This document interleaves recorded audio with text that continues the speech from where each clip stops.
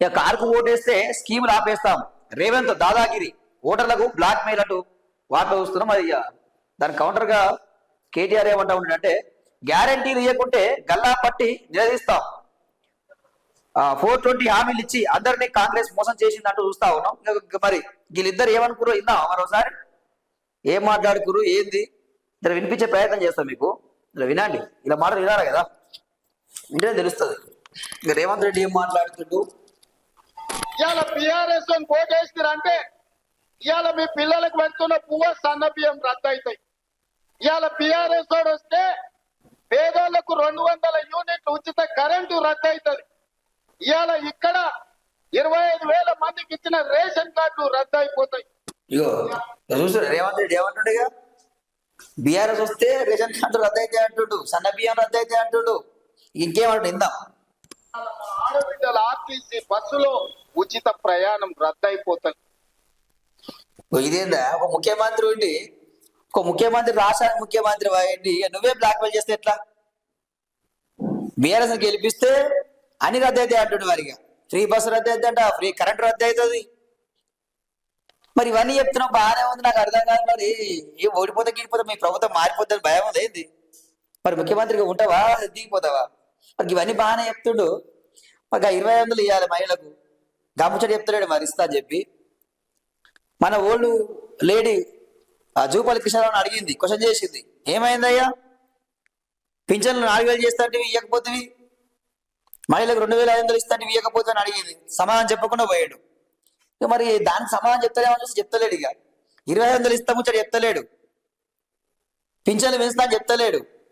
So మరి రేవంత్ రెడ్డి గిట్లుంది. మరి కేటీఆర్ ఏమంటుంది ఇందా ఒకసారి. ఓటుకు 5,000 ఇస్తారంట, రాసుకోండి. ఓటుకు 5,000 5,000 ఇస్తే మీరేం చేయరు ఎరికేనా? 5,000 ఇస్తే మంచిగా జేబులో పెట్టుకొని మెల్లగా అడుగు. మరి ఈయన మరి ఈయన ఇయ్యడా కేటీఆర్? మరి మీరు ఇయ్యారా? మీరెంత ఇస్తారు ఓటుకు? మరి అది చెప్తలేవుగా. మిగతా పైసలు ఎప్పుడు ఇస్తావు కొడుకు అని అడుగు. అగో ఏం పైసలు అంటే, గా పైసలు బాకీ ఎంత బాకీ ఉన్నాడు రాసిరు చూడు. ఒక్కొక్క ఆడబిడ్డకు 24 నెలకు 2,500 చొప్పున 60,000 బాకీ ఉన్నాడు రేవంత్ రెడ్డి కాంగ్రెస్ వాళ్ళు.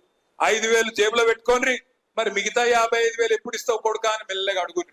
ముసలోళ్ళ దగ్గర పోయి 5,000 చేతులు పెడితే, నువ్వు నాకు 48,000 బాకీ ఉన్నావు కదా బిడ్డ, 24 నెలలు 2,000 చొప్పున 48,000 బాకీ ఉన్నావు, 5,000 ఇచ్చినావు, మిగతా 43,000 ఎప్పుడు ఇస్తావు కొడుకా అని అడుగుని.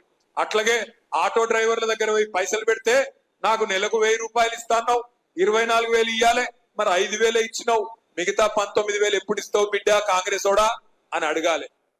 వాస్తవే కదా,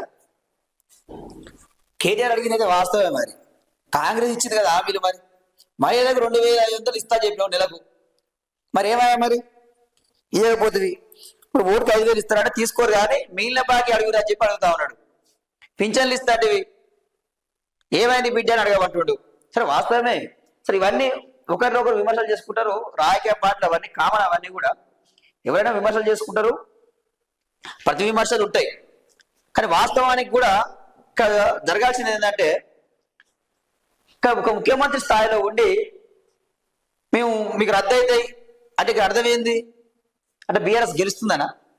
మీరు ఓడిపోతురానా?